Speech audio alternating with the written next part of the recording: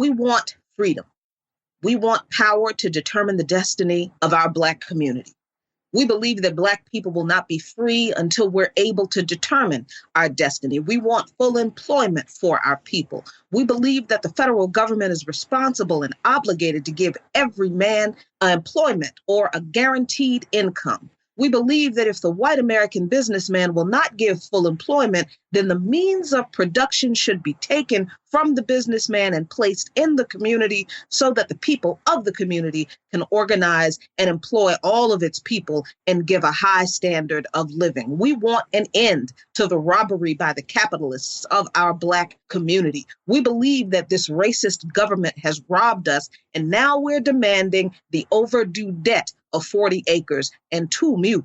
We want decent housing fit for the shelter of human beings. We believe that if the white landlords will not give decent housing to our Black community, then the housing and the land should be made into cooperatives so that our community, with government aid, can build and make decent housing for its people. We want education for our people that exposes the true nature of this decadent American society. We want education that teaches us our true history and role in the present day society. We believe in an educational system that will give to our people a knowledge of self. If a man does not have knowledge of himself and his position in society and the world, then he has little chance to relate to anything else. We want all Black men to be exempt from military service. We believe that Black people should not be forced to fight in the military service to defend a racist government that does not protect us. We will not fight and kill other people of color in the world who, like Black people,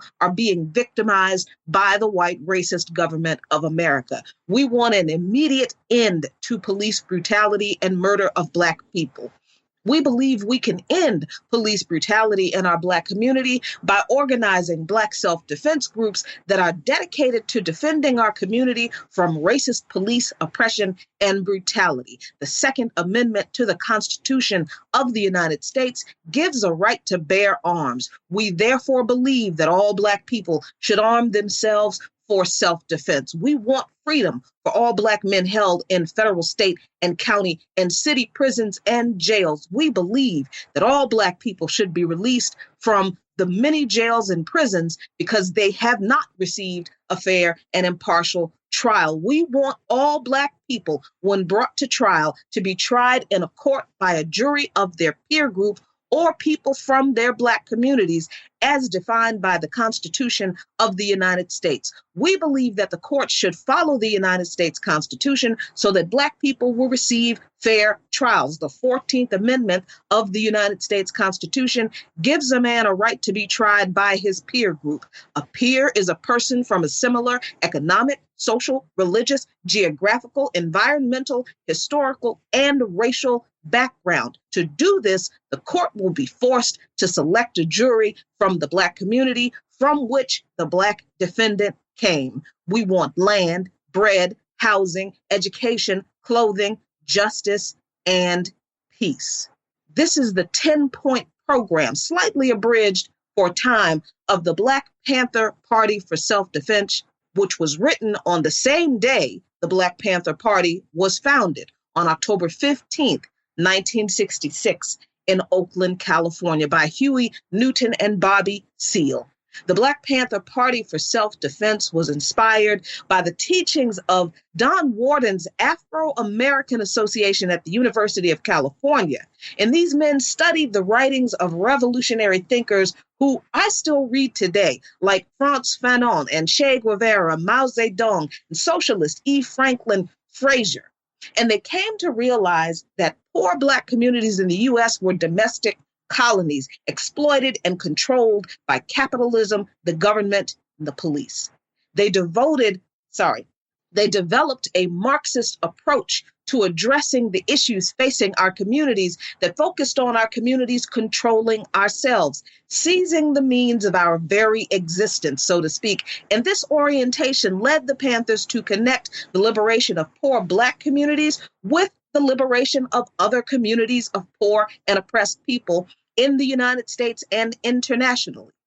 Now, these tenets color how I see American politics and international politics, and they are the benchmark by which I measure whether politicians and policies are for the people or against us, whether legislative actions will facilitate the realization of some of these principles or whether they present an obstacle to them. Now, I don't like to say that the Black Panther Party's 10-point program is my Bible. It's not.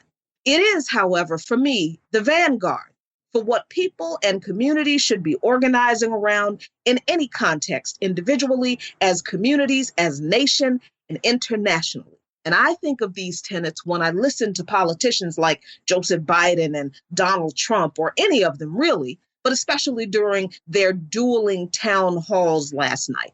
And I realized that while Biden's boring delivery of a platform that's light on actual policies, but heavy on platitudes of feel-good concepts like honor, duty, decency, and honesty, allegedly, the empty pablum Biden offers is a welcome respite from the rancid stew of ignorance and bile and hate shoved across the table from Donald Trump.